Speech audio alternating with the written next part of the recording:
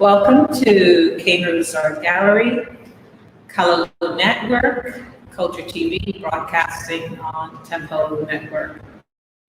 We're here to present Art Over Bush Tea, and today's participant in Art Over Bush Tea is the editor and creator of Forgotten Lands, Corey Bishop. So it's my pleasure to have Corey in the art gallery here with us. Welcome, Corey. That's right.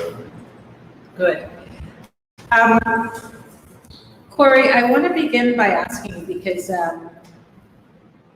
the audience will see Forgotten Lands. This is what we'll be talking about. But before the third volume, there was a volume 2 and a volume 1. I don't have volume 1 with me, but there's volume 2 and volume 3.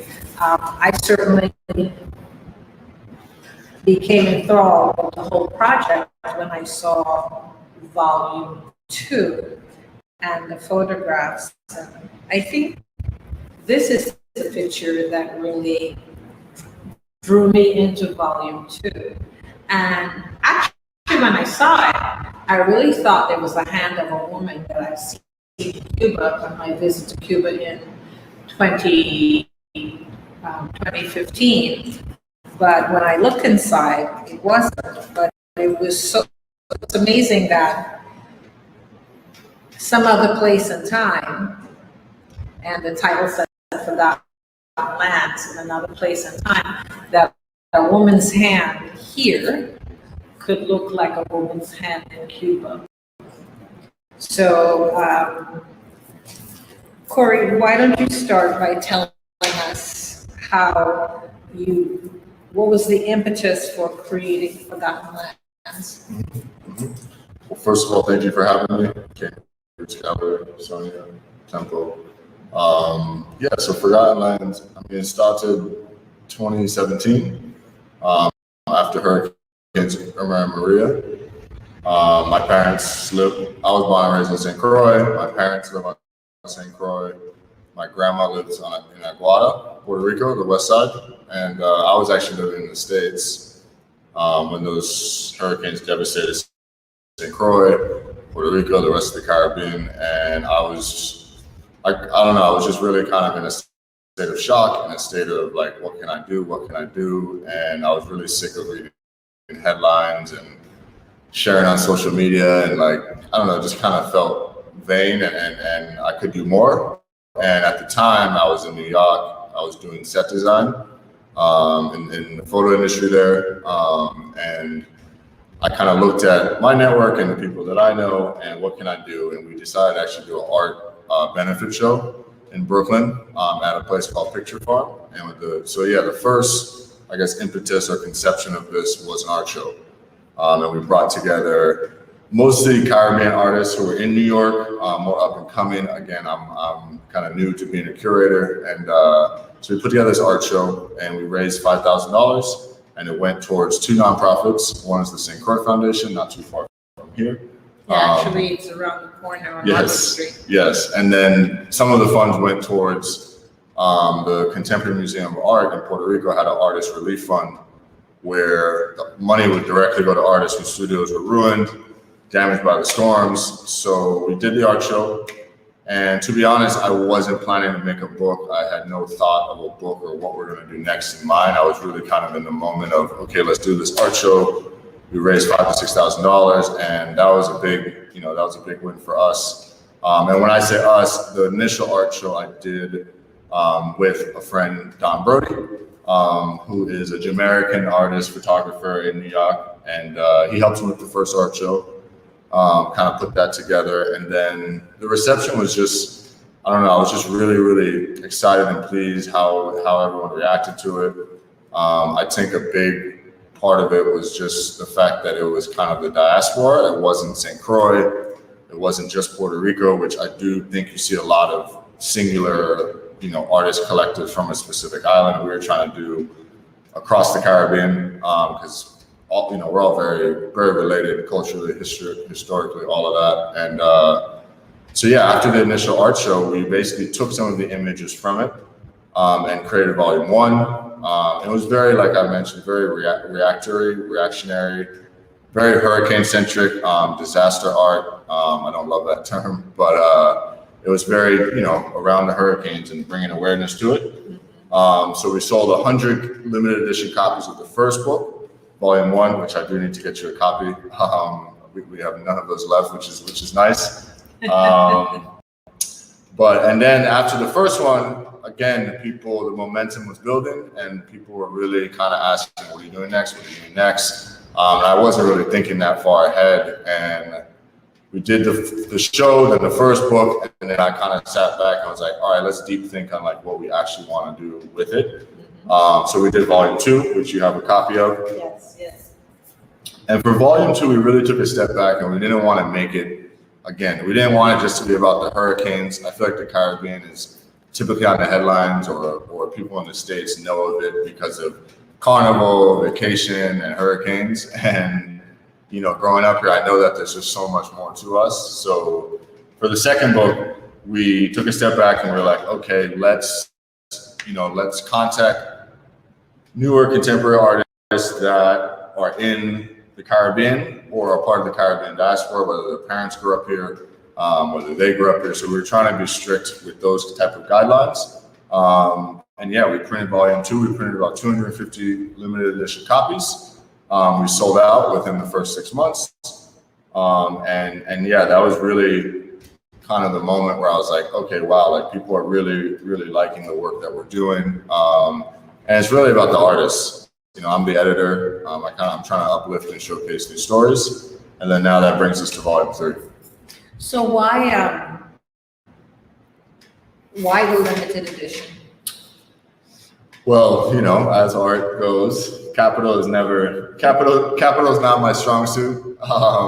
So I wanted to be careful with not overprinting and having a bunch of books sit there. And I do think part of when you do art and you have a more limited run, people do, what I've realized is people do kind of rush to purchase it a bit more because they understand that, it has a limited shelf life. We're only going to print 100. We haven't reprint any. So now it's kind of become a collector's item. We've had people ask for volume 1 and volume 2 with it, which is so cool and kind of crazy. Like we had an art show. We had a book release event last week in St. Thomas, and people were like, I could get volume 1, I could get volume 2, and I was like, I don't have it. So we might reprint it, but I think that's just kind of part of it. It's also capturing that moment, that year and a half. So yeah, good question. Yeah, I see then why a limited edition, because it becomes even more special. Even though we're talking about specifically the financial sides of things, because you don't know how the run might take off. That's it. Like somebody doing a lithograph or a seriograph, so to speak. I remember this well-renowned documented book, Collecting African American Art. It is out of print. You can't find it. I think it originally was at $65. It's on Amazon now for $265 because it's just not available. So maybe there's forgotten lands will move itself on up into that space. But it's I have to tell you, as someone who's holding the book, it's a lovely way to look at art and how it's broken up into sections. Tell me something about this picture since I'm so drawn to it. Yeah, Roots. So that's actually a local artist, a Peruvian, Rashad Martinez. And that is a story about Roots, which is I don't know her name specifically. It's crazy because once we did publish the story, we had a lot of people out, reach out to us, telling us stories about the lady. I would see her walking. I realized Yes, who it was exactly. later on. Exactly. I would see her walking on Queen Mary Yes. Highway. So Rashad lives out west, and he always used to see her walking Queen Mary Highway. And I think he was always drawn to her too, because she was always, 90 degrees out, dressed to the T, jewelry on, looking great. walking with just this elegance to her. And I believe that he just stopped one day at his camera, he had a conversation with her, and I think he came back 2 or 3 other times and started taking portraits of her.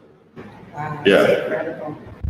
Oh, yeah, and the Ruth speaking on her dreams of being a fashion model. Yeah, so he kind of captured, a lot of it was portraiture. I believe he did like 2 or 3 days of it. And, but he also captured some of the dialogue they were having, and put that in the book. And that's also something that with Forgotten Lands, it's not just photography.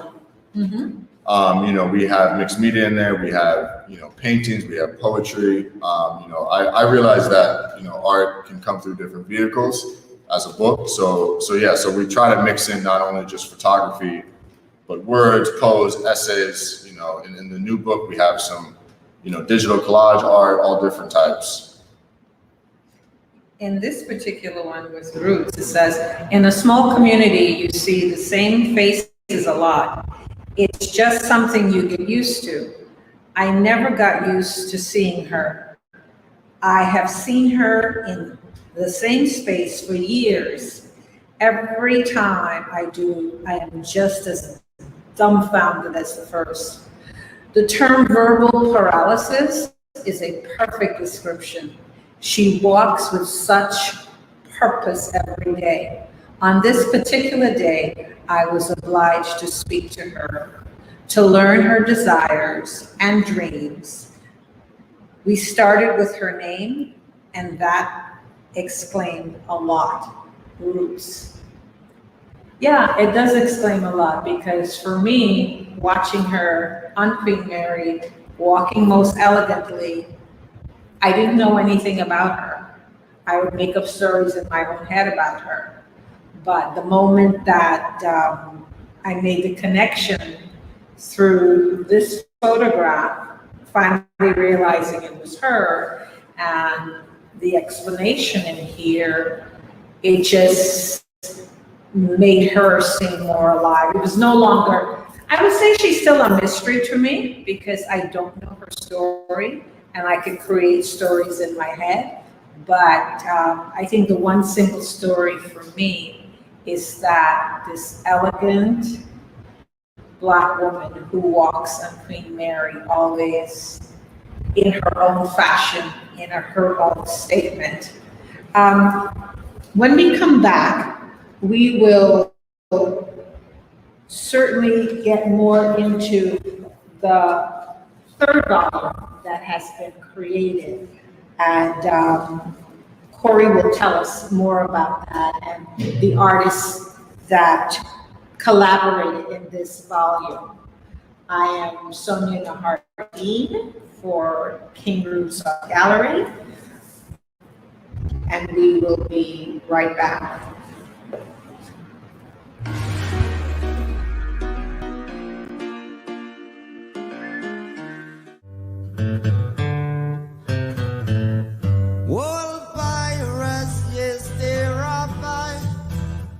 Wow. Freedom right now means the ability to do what we actually set out to do, without, any prohibitions, without any, man-made hurdles. By the end of the Almighty, we forward in this generation. And so uniting our region, letting us see each other and understanding that together we are actually much stronger. Continuing to spread that unification. All these various islands we haven't been yet that just dying to feel the tempo. We're gonna go give it to them. Redemption song.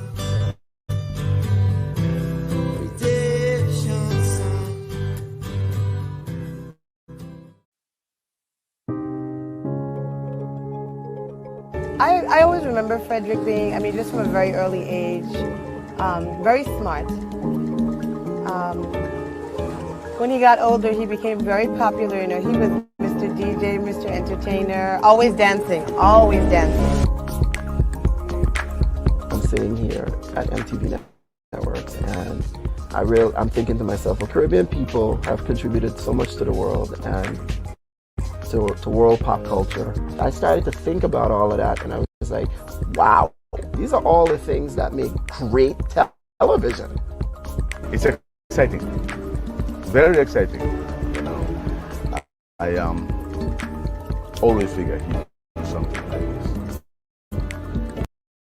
I never know to what extent he would be, but he always had the potential to do something like this. From that moment, I knew that Tempo was going to be something special, something new, something different, because there was this confident, easygoing, proud black brother. He got right into it, told me all about what he had in mind, all about what his visions and his dreams were.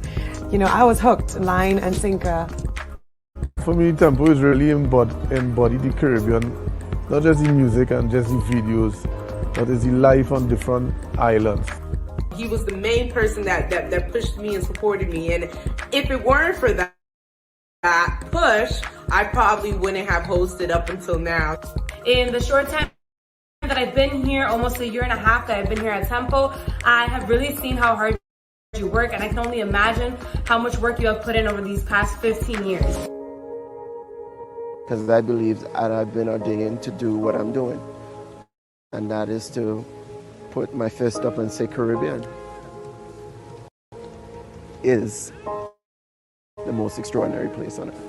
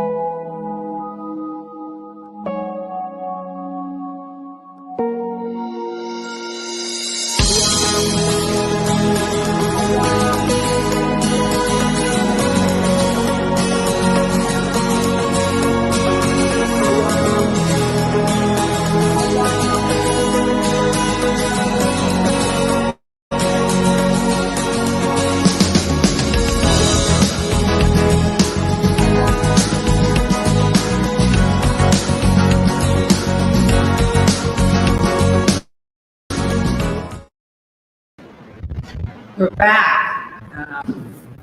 Welcome to Cambridge Gallery, and Corey Bishop and I are here discussing the third volume of Forgotten Lands, and we are having a relaxing time in the art gallery, and we're sipping on our tea today, which is comprised of we're doing some hibiscus, some mint, and cinnamon.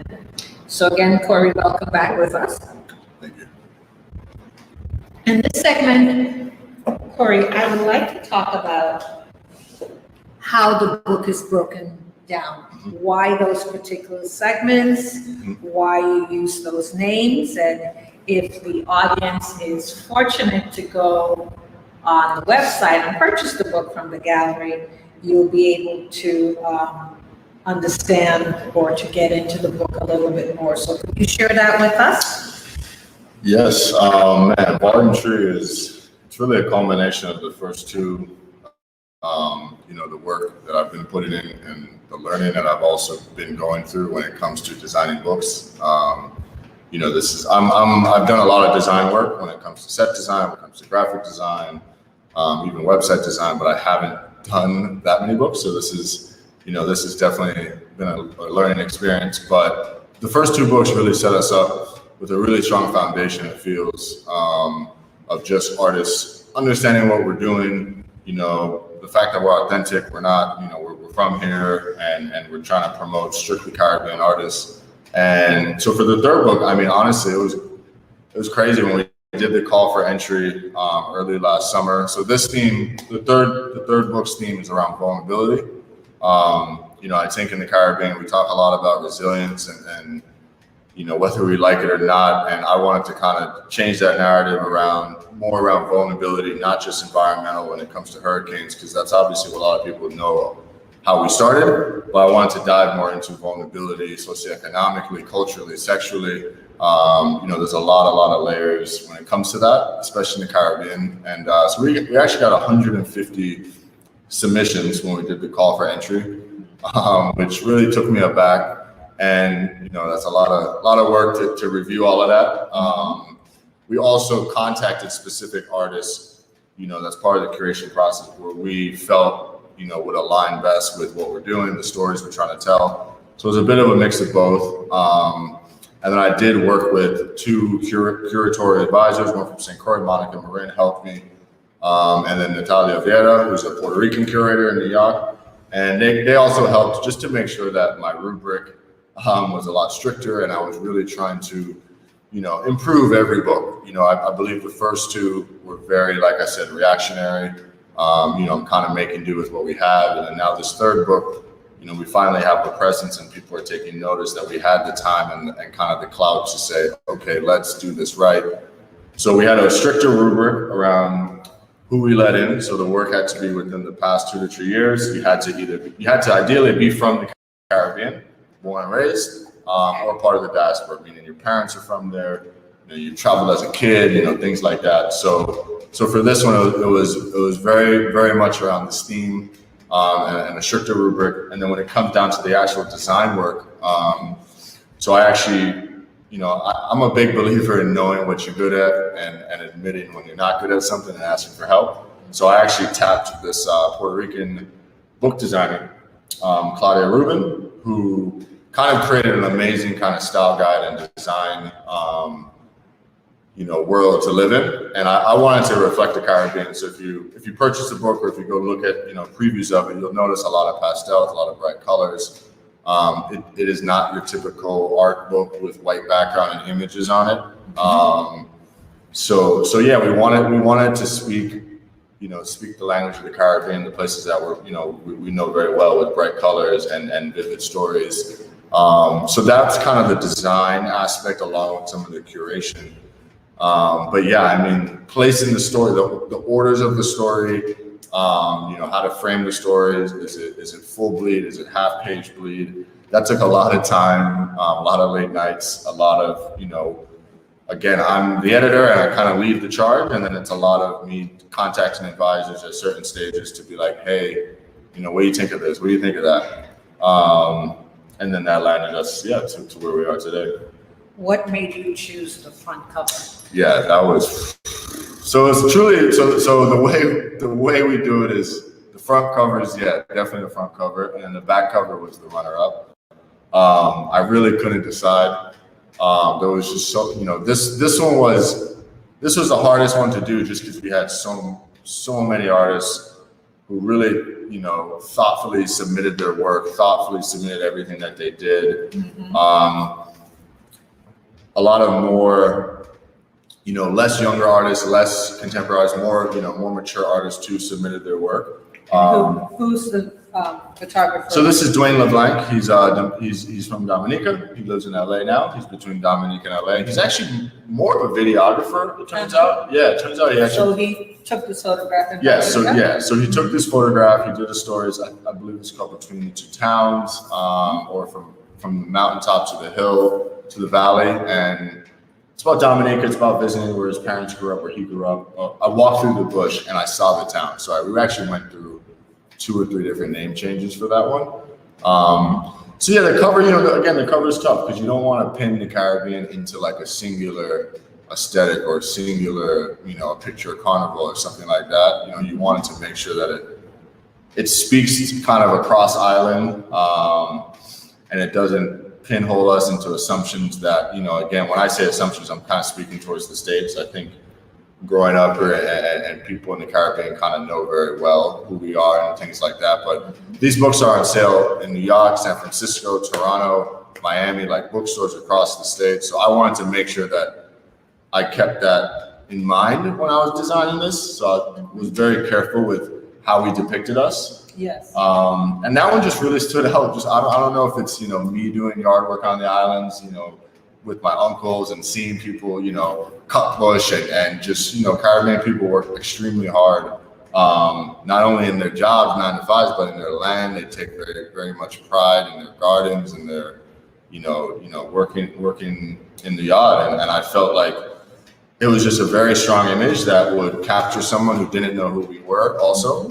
Because I think that's part of a cover is drawing an audience that let me pick that up, let me check it out. So yeah, that was a quick overview of how we got to the cover. A lot of discussions as well. Yeah, well, this is certainly a photograph of a very strong working male that is certainly connected to the land. And if you were born and raised in the Caribbean, you're quite familiar with the machete. A man who generally, and women cut machetes too, but it takes hard work to do that. It's hard work to chop and pull and chop and pull, chop and pull, and it has a huge legacy of from working plantation life to people still planting in their own for their own subsistence, and if they're not doing it for their own subsistence, they're also doing it to maybe go to market and sell it to market.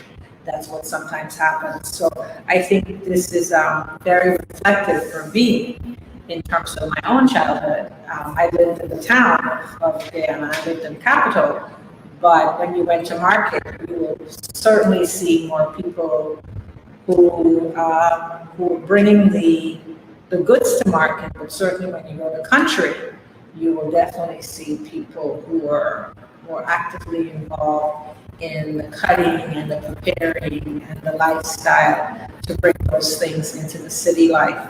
So I'm very much like this. I'm very drawn. And in many ways, it's for us not to forget, even though we might transcend or move on to another place in time, to a big city like New York or San Francisco or DC, Washington, DC, it is just very important for those of us who come from the Caribbean background, not to forget our own lands. And more particularly, look what's happening right now in St. Vincent. We can't forget them. We have to lend our support to them in any which way we can. So this image of Forgotten Lands is one that is very, very impactful to me. And I think as Corey continues to do this, all of the works, all of the books, the volumes, I think they will be all impactful into what we do and to what he has to bring to us. When we come back, we will look at some of the images in Forgotten Lands, and Corey will share much more insight into the artist and the images that we have in the book. So we'll be right back.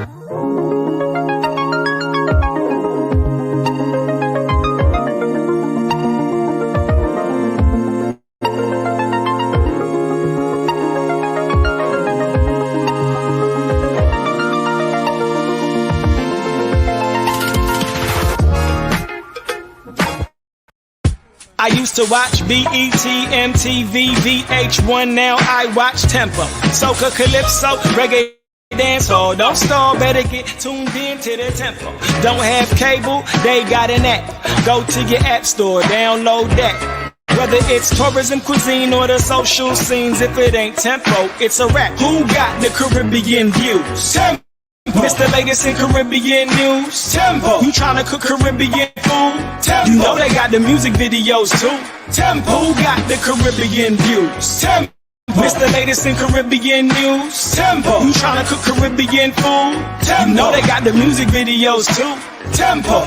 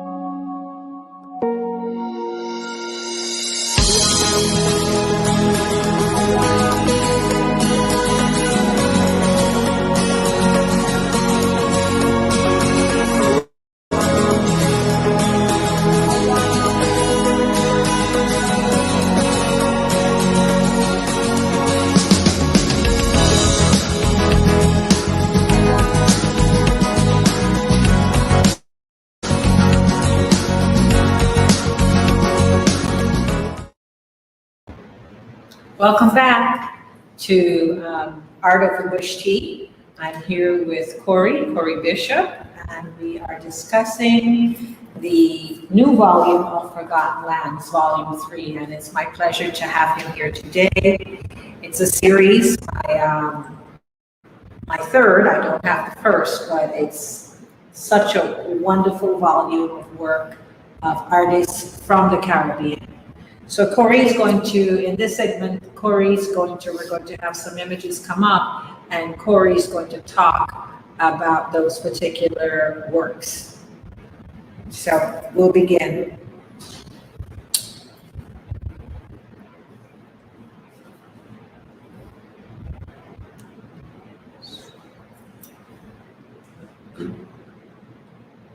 We're going to reach into... Start with the cover. Yeah. So the first image that you just saw was the cover of Volume 3. As we mentioned before the break, Dwayne LeBlanc, he's from Dominica, lives in LA, and he's a videographer, more than a photographer, he'd like to say, but I mean, he's an awesome photographer as well, as you can see by the images.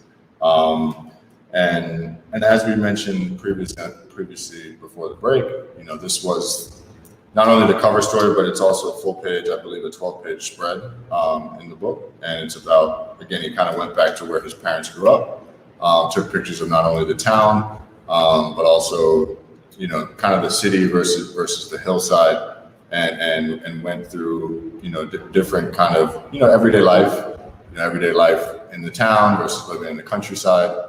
And yeah, I mean, there was a lot of iterations, you know, working through the title, and working through, is this the final cover? He had a lot of amazing images that I was struggling to choose between. But I'm very happy with where we ended up with the cover. And it just seems to resonate. As we mentioned earlier, I think it kind of touches upon us as Caribbean people, and I believe it also draws in people who aren't from the Caribbean who might just see this at a bookstore and be drawn to it. And then on the back cover is actually a Crujan artist, a young lady who goes by Sharimar Cruz or Psycroy. And this was a story about, again, the theme is vulnerability. And I believe this story it's called Papa, which I love the title. It's kind of a colloquial phrase that we say a lot here. And yeah, it's about kind of masculine vulnerability. And I believe, in the Caribbean, unfortunately, I believe we have a very, I don't want to say conservative depiction of masculinity, but I do think we do. There's obviously a lot of homophobia in the Caribbean. There's obviously a lot of, like, oh, you're not a man if you do this or you don't do that. And she wanted to kind of break that down a little more. And she took really, really beautiful images of the male figure. They almost look like paintings. They're almost, they're very silhouette-like. She takes amazing photos of black skin, and then she also put on these, and this is why I love, kind of her style. It was very collaborative in the moment where I think she was at her grandmother's house and she had these baskets and she was on the way to the shoot, and she literally took these baskets that her grandma made, inverted them, and now they're hats. Yes, absolutely. Yeah. Could you repeat for the audience her name again? Yeah, Sharimar Cruz. Okay. And that's SHARIMAR. Yes. Cruz, CRUZ.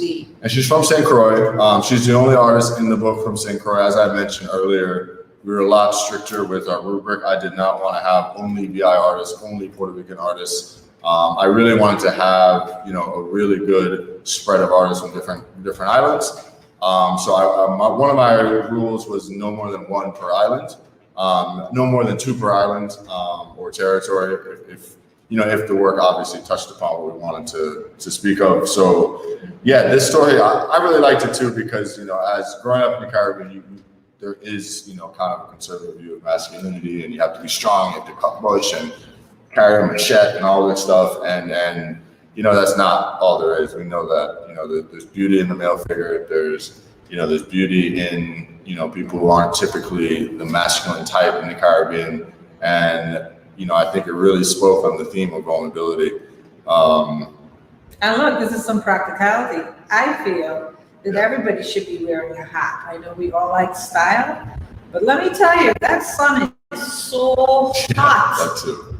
The sun is so hot. I feel like every day sometimes, like we're changing. I think if we're not at school, right, days are changing, that I need to wear a hat. Yeah, man. You gotta look out. You gotta watch out for your skin. Keep your skin nice. All of that. And I know as men and women, it's not. Don't be vain. Put on a hat. It's okay. Yeah. But I love this piece. I love the inverted. I love the. That's. And she submitted a short essay. She submitted a short kind of statement with it as well. We don't require that. Typically they submit a statement with the work. Mm-hmm. We don't always keep it in the book, but hers, I just think it was good to kind of break down why she had different masculine poses in the story, which you'll see if you look at the book. Mm-hmm. Yeah, Sharimar, she's awesome. And again, there was about 15 artists total. 2 were poets. All right. And then the other 13 were photographers, mixed media artists, digital collage. And then the next artist that we have up, actually, which, Sonia touched on earlier, the tragedy that's happening right now, the humanitarian crisis happening in St. Vincent right now, as we all know. So Nadia is actually she's from Trinidad, but she's been in St. Vincent for a number of years now. I don't want to say how many, maybe 10. I can't quite remember, but that's where she's called home right now. That's where her work, Nadia Huggins, and she does a lot of underwater photography, which is, it's wild, the work that she does. And with this, I believe she actually did it over a period of time to show, the transformation of not only your body underwater. So the title of this piece, I should have said that, is called Transformations. And as you can see, she kind of had, it's a diptych of the artist. It's actually her doing self-portraits underwater with portraits of coral, you know, sea fans, brain coral, all those type of things. And she purposely actually put that white line. If you notice, I had a couple of people be like, oh, you left a space in the book. She actually, that's part of the piece, to have that separation. And yeah, she actually took these pictures over a course of, I believe, a year or two, and to show the change in her own body, the transformation of being underwater, you know, being kind of weightless, of being, you know, you're almost a different entity when you're underwater. You know, gravity doesn't apply as much as on land. And then she also wanted to show, you know, the other side of the coral and the beauty in that as well. So this is one of my favorites. I'm probably not supposed to say that, but it's one of my favorite pieces. It really just stood out to me immediately. And I love when artists are in the art as well. I think that's just a beautiful approach and a very brave approach to put yourself in your own art. Yeah, it is. And sometimes we're waiting for the transformation, because in creating, in the process of creating, you might have an idea and you put it down, or you paint it, or you photograph it, but then you still go back, and it might take time for it to evolve. Let's go to our Yes. next. The next one, as you can see, is, and this is one of Sonia's favorites, is Sydney Jasmine Colby. She's from the Bahamas, and she's a young, extremely talented painter and collagist. Is that the term? And hers is called Specimen. And I mean, this struck a chord right away. So this is about the 2019 Hurricane Dorian that struck the Bahamas. Mm-hmm. And she kind of talks about, you know, and you know, as we all know, we tell time with hurricanes: before Hugo, after Hugo, before Maria, after Maria. Yes, I'm coming to understand that, being here in St. Croix. Yeah, man, it's there's before and after, and that's how you tell time. And she kind of dove into that with Dorian, and less around the time, but more around how we almost become objects or specimens because of these disasters, where people, you know, the visitor economy, people who visit, they come and that's all they, you know, oh, I'm so sorry. And they talk about it, and they talk about it, and they talk about it, to a point where you're almost objectified as the specimen, rather than just a human being who lives, you know, who's trying to live a normal life after these, you know, disasters. And she actually was on a virtual event that we did a couple of weeks ago, and I mean, she's going to be, she's up and coming, and I mean, look out for her. She's going to be, you know, in galleries around the world. Sydney Jasmine Colby. I really love her work. I look forward to also interviewing her. Yes. I love her bright colors. I like the layering. I think it's best to say, yeah, I just love her work, and I'll certainly have her on an interview in the upcoming series for the rest of the year. Yep. So love the gold hair. You know, she uses kind of different elements to draw in. There's a nice picture. I don't know if it's in this one, where like there's a gentleman wearing like a coral suit almost. So there's like a suit. No, we don't have it. That's not on that one. Okay. Yeah. And then the next story. So the next story, and I know we're kind of, there's 15 stories. We're only doing about 6 for this preview. It's called Rantry. I'm probably saying it wrong. It's from Stephen Baboon, he's actually a Syrian. He's Syrian by, you know, family, but he actually was born and raised in Haiti. And his story is really around sexual vulnerability, being a gay man in Haiti, you know, being a gay man in the Caribbean. It's not easy, and it's called Rantry, and it kind of, what he does is goes to different places where he had, you know, vulnerable moments, trauma, you know, whether being called an anti-man or whatever they say in Haiti to say that. And he goes there and he actually kind of, you know, goes there to not do the trauma again, but almost own up to it and defeat the trauma by taking pictures in these places, you know, where he had turbulent times as a youth in Haiti. And this was actually a video work. And like I said, not all the work, you know, has to be photography. So this was actually a video piece that he did. And I believe now he's based in New York, and he goes between Haiti and New York. And this was actually a video piece, and we took stills from it. And we actually have a link to the full video on our website as well. And then I believe the next one's Transformations again. It's just kind of the cover page for Transformations. But yeah, that was Nadia Huggins from St. Vincent. And then the next one is Tamika Galanis. I kind of butcher her name every now and then. That's all right. I named Yes. Charlotte. Yes. I named Charlotte. Actually, I kind of like that because I was raised on Charlotte Street in Georgetown, Guyana. So explain that one to me. I named Charlotte. This one, I'm gonna be honest, I don't know as deep as the other ones. It's kind of escaping my memory, but I know she's a Bahamian artist, and I believe it's kind of. I don't want to speak wrong about this one. I believe she goes to a place where there used to be a plantation and does kind of recreate images on an old slave ground. And that's not her in the photos. She took pictures of somebody else, and kind of dressed in different garbs, there's another image in there where she actually used kind of local plants and like made a dress out of it. And I really like this work. I like work that kind of jumps out at you and is quite different and unique and, uses different elements, and it's not just your typical painting or your typical, portraiture photography. So I loved kind of her use of plants, there's like seed casings, peanut casings across her eyes. Like it's a very, elaborate, garb that she really planned out quite well. Well, that's the process of creativity. So the next one I believe is just Specimen. Is the cover of the Specimen that we mentioned earlier is Sydney Jasmine Colby. And then after that we have Midnight Sins for Massa. So that's actually a poem that we have in the book that, as I mentioned before, we do sometimes take a collaborative effort with the artist if they're like, hey, we have a poem, but we'd love to have some artwork to go with the poetry. And we didn't do it a lot for this one because most of the artists that submitted had a very tight story, a very tight piece of artwork, and we just wanted to give them a platform.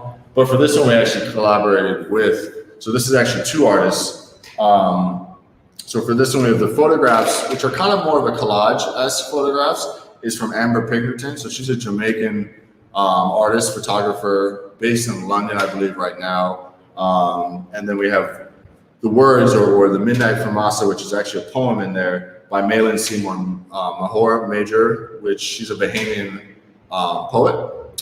And I like this one, the poetry went quite well with the photography, with the collage. And the photographs in it were kind of a mix of family photos that were damaged, as you can see on the cover one, that she kind of took and made collages out of. And yeah, Malin's poem, we felt that just aligned very well with the work, and she's one of two poets that we have in the book. So we have Malin, and we have David Knight Jr., who's from St. John. So that's our two VI artists, and then she's our second Bahamian artist. I believe that's the only two territories or islands with more than one artist. But yeah, as you can see, we don't just limit it to art, photography. You could submit a poem. We actually had a lot more poetry submissions for this one, which I'm a big fan of. It's also a good break in the book. Images. Take some time to read a nice, 3-page poem. Yeah, that's Malin. I believe she's actually a teacher too. Oh, that's good. Yeah. Absolutely. Then we have the soccer. Yes. So this is actually from the cover artist, Dwayne LeBlanc, and yeah, this was just his was really about just life in Dominica, in the two towns, and depicting everyday life. And I love this one just because the joy that kind of jumps off the page. Two young girls, the soccer ball on their head, in between them. That's actually not something you would typically do in a soccer game in any way. Yes. And that's kind of what I liked about it. It looks really nice on a full bleed, 2 pages. And it really just jumped out to me, that story, really kind of touched home. I could, felt like St. Croix. Yeah, and then I think the final image, and again, it's good because you can see the 3 hats that Sharm made from her grandma's baskets. But this is from the Papa story about vulnerability being a masculine, being male in the Caribbean, where this was taken on the South Shore of St. Croix. And again, she just kind of took beautiful images of the male body. And like I said before, if you look at these images, they're almost like paintings. The way that she's created these silhouettes of their bodies, and then with the hats, where you actually cannot see their eyes, let alone their mouths in most of the images. I really like that. Kind of created mystery. It made you almost create your own story. You're like, what are these hats still wearing? I've never seen them. Where are they? She kind of made it a bit more on the mysterious end, which I quite liked. It kind of leaves you thinking, leaves you wanting more, which I believe that's what art should do. And yeah, if you wanted to see more of this, of course, we have them on King Roots' website as well as our website, and we're going to be doing more of these talks, more of these previews. We want to do some interviews with the artists as well to kind of let them, talk for their art themselves. But yeah, I think that kind of covers some of the previews.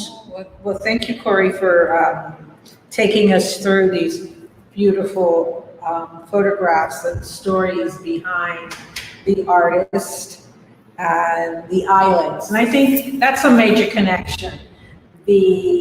What comes across between the story and the artist, and what we are able to conceptualize from the creativity of the artist and what that comes to us. I think it's important that there's no romanticism. What I love about Forgotten Lands, I think there are a lot of people who have this romanticism about the Caribbean. It's always maybe a little house with a coconut tree, something whimsical. And there are romantic things, and like I say, St. Croix is a romanticism of my youth. That's totally different from conceptualizing what people might paint or draw in terms of a fuzziness of what they find a romantic notion of what a Caribbean island should look like. This is real. Forgotten Lands is real. And thank you very much, and we look forward to being back with you in our next segment.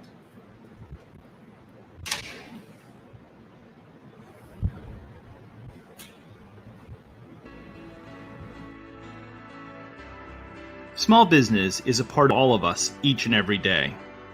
It's where we eat, it's where we shop, it's where we go to meet our friends and colleagues.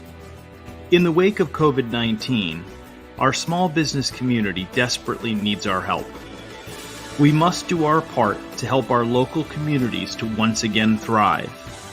We must focus our attention on the small businesses that are the fabric of our great nation. SureUp is a network of small business owners, their employees, and local consumers all working in unison to support each other. By creating incentives for consumers to think local before considering regional and national providers to fulfill their needs, we create local job opportunities and rebuild our communities. In addition, through AI-driven tools and machine learning, in just 5 minutes a day, SureUp assists business owners in improving their social media presence, which enhances their visibility among consumers and levels the playing field so that local businesses can better compete with large, name-brand online competitors. When local businesses leverage the SureUp platform, full-time and part-time employees, whether W-2 or 1099, are rewarded with a variety of voluntary perks and member benefit options. These include discounts on the things people do every day, access to low-cost, subscription-based telehealth and teletherapy, discounted prescription drug plans, connection to exclusive Prosper resources, and so much more. All for less than the cost of a cup of coffee each day. The Jumpstart Marketplace is here to support the health and wellness of individual employees, as well as the health of businesses in the local communities in which we live and work. We're all in this together, so join us as we reinvigorate our local community and improve the physical and financial health of working America.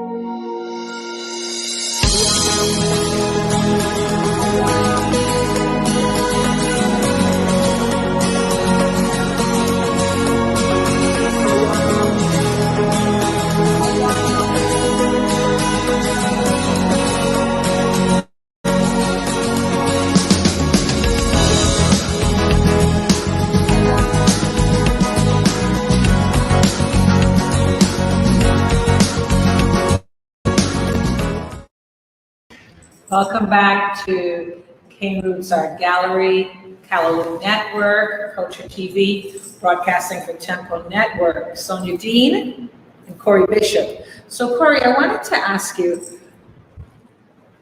what's the future with Forgotten Lands? We're at volume 3 and, you know, these have been smashers. Yeah. So how do you get to the next volume? That's a good question. So right now, you know, we're just obviously focused on volume 3. Mm-hmm. It just released. So right now, yeah, I'm just really trying to promote volume 3 and make sure the artists, you know, get that platform that they deserve. But in future, I mean, part of this, so right now all proceeds, so for the first 2, I told you guys where the proceeds went to. For this one, we've actually decided we want to send it to St. Vincent, any profits that we make off the books. But with that being said, you know, long-term vision, I want to get these artists paid, of course, for their beautiful work, not just give them a platform, but give them a platform and get them paid. But for the books, I want to keep doing them annually. We want to do at least 1 a year, ideally one day, maybe 2 if I have a larger team and funding for that. So we want to keep doing the books as kind of our foundational storyteller. And then I'd like to just keep, you know, pushing the narrative, different stories, you know, zoom more into certain stories or double down and even maybe commission stories, commission video work. We're working on a small project right now called We Still Can't Vote, which, you know, not to tell the whole thing, but, you know, you probably can guess what that's about. It's about the U.S. territories that cannot vote. So yeah, we just want to keep pushing important stories that we find important and that we need to get out there. And yeah, the book will be a foundational piece as we move forward. Yeah, I think it's so important to remember that we tell those stories and that we tell our own stories. Because if we don't tell our stories, I've told an artist that recently, and I keep telling this to other people, other young people, that if you don't tell your story and get in front of your story, other people are going to tell your stories for you. So again, Forgotten Lands does that. It tells our story. The project that Corey just mentioned, repeat the title again. The new one we're working on, We Still Can't Vote. Yeah, We Still Can't Vote. That takes it right into our own hands, talking about why we still can't vote in territories. So if you can get in front of the story, tell your own story, then it sets a precedence for somebody else coming to create another story for you. Yeah, I think that's a really good point. I mean, for us right now, the medium is the books, but I'm not too concerned with the medium. For me, it's more about the story. Like, what is the story we want to tell? Make sure it's authentic, make sure it's Caribbean made, and go from there. In terms of your own artistic abilities, where do you see yourself in all? I mean, you're a curator, you're an editor. Where do you see yourself? And you're young. Yeah. So. I used to oil paint. I used to draw. I mean, I still do. I mean, I'm definitely an artist, you know, in there as well. But right now, it's really just about promoting these other artists. And you know, people have asked me, "Oh, where's your work in it?" And I'm like, "No, I don't have any work in it. You know, I don't. Maybe if I do have work that aligns with it, I will put it in. But for me, it's just more about, you know, just telling the most important story that needs to be told from us. And yeah, in the future, definitely, I want to have. I'm more on I like political art. I like public art. So I do have some ideas around that I'm trying to work on. And I love art that is physical in the real world as well, and people can interact with. So I have some ideas around that I'm working on. But you know, one thing at a time. And you know, we want to wrap out Volume 3, move to Volume 4. We're starting to ideate on some themes. I'm sure you have some ideas that could be nice, strong themes for the next edition. And yeah, go from there. Well, I'm in love with the editing and the curating. It's a great project. I encourage everyone to get a copy of the book. Again, you can purchase it online. You can also get it through Corey. It's something you should have on your bookshelf, but not just having it on your bookshelf. It's important for you to read it and understand it and share it with other people. So it's a really good conversation piece to have, because I don't think that we share enough, you know, when we have our conversations and we meet, you know, for whatever we do, dinner or whatever, that we talk about the art and the culture of who we are in the Caribbean. We just have deep roots in that. You know, it's not just Corey's generation that has come about. There have been artists who have come about, you know, 50 years ago, 70 years ago, and we need to still put that all together.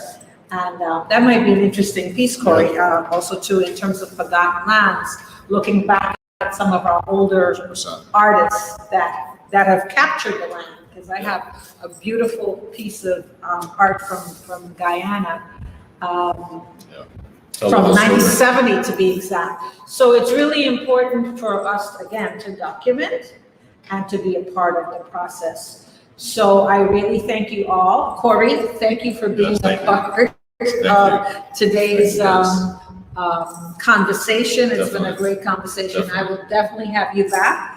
And I'll also have the artists who were part of this volume of Forgotten Land. Yes, and I hope you guys, you know, find an artist, you know, go contact them, look at their other work. You know, these artists, this is just one piece of their bodies of work. And I'm sure you'll have a new favorite artist after looking at the book.